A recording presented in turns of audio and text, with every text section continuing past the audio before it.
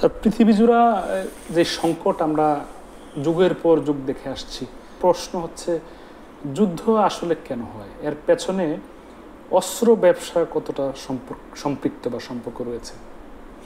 বড় আকারই অস্ত্র ব্যবসার সম্পর্ক আছে, কারণ যারা বা যেসব দেশ অস্ত্র তৈরি করে বা যাদের অর্থনীতি অস্ত্রর কাঠামোর মধ্যে থাকে, যেটাকে আমরা মিলিটারি ইন্ডাস্ট্রিয়াল কমপ্লেক্স বলি বা মিলিটারি বিজনেস কমপ্লেক্স বলি, সেই কাঠামো যেসব দেশে থাকে সেই দেশগুলো কিন্তু স্টেবিলিটি অতখানি চায় না যতখানি ইনস্টেবিলিটি চায়।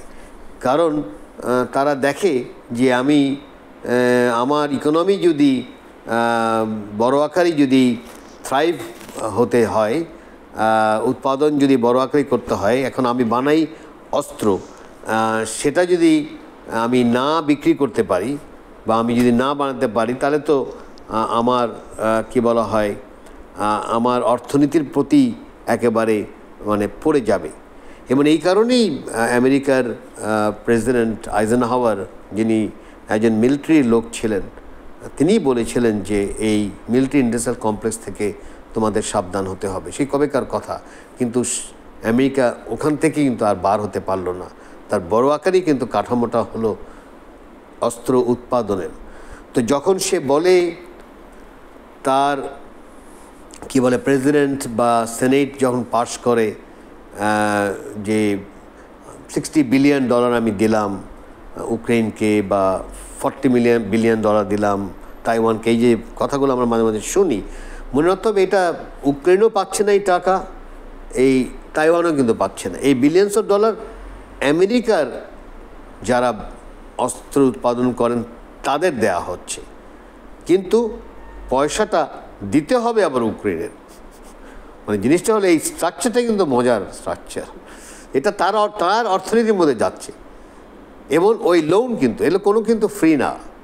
এই তাইওয়ানকে যেটা দিচ্ছে, ইউক্রেনকে যেটা দিচ্ছে, ইসরায়েলকে যে দিচ্ছে, ইজিপ্টকে দিচ্ছে, কোনোটাই কিন্তু ফ্রি না। এগুলো সবগুলো হলো লোন এবং উইথ ইন্টারেস্ট। তো তার মানে হচ্ছে যে আমি $40 বিলিয়ন আমি আবার ইউএস ইকোনমিতে দিলাম, আমি একটা এক্সাম্পল হিসেবে বলছি, ইউএস ইকোনমিতে দিলাম, তাতে তারাও একটু খুশি। ইউএসের এমপ্লয়মেন্ট হতো, যেটা হয় আমার এমপ্লয়মেন্ট হলে আমি বাঁচি, আমার ঘর বাড়ি থাকলে, যার জন্য এবার ওই কারণেই বিশ্ববিদ্যালয়গুলো, বিশেষ করে আইভি লিগ বিশ্ববিদ্যালয়গুলো জেগে উঠেছে। কারণ আইভি লিগ বিশ্ববিদ্যালয় যারা প্রাইভেট বিশ্ববিদ্যালয়, মনে রাখতে হবে, তারা তো সব ওয়েল কানেক্টেড নেটওয়ার্ক, এবং বেশিরভাগই এই আইভি লিগে যারা পড়েন তাদের ছেলেমেয়েরা কিন্তু বড় লোকের ছেলেমেয়েরাই পড়েন, পয়সাওয়ালা, এবং পৃথিবীর সব পয়সাওয়ালা ছেলেমেয়েরাই ওখানে পড়েন। কিছু আছেন স্কলারশিপ পায়, বাট বড় আকারে কিন্তু তারা ওয়েল কানেক্টেড, যদি আমি বলি এলিটের ছেলেমেয়েরাই পড়ে, তাই তো? এখন তাদের কেন তারা রাস্তায় নামলো এই কারণে, তারা দেখছে যে তাদের যেসব বিশ্ববিদ্যালয়, তার যে এন্ডাওমেন্ট ফান্ড যেটা আছে বড় আকারে, সেই এন্ডাওমেন্ট ফান্ডটা যখন ইনভেস্টমেন্টে দেওয়া হয়, দেখা যাচ্ছে তারা ওই অস্ত্রের ব্যবসায়ীদের, না হয় ইসরায়েলের যারা বুলডোজার দিয়ে একেবারে ওয়েস্ট ব্যাঙ্কে ঘর বাড়ি ভেঙে ফেলছে প্যালেস্তাইনের, সেই জায়গায় তারা ইনভেস্ট করছে হাইয়ার রিটার্নের জন্য।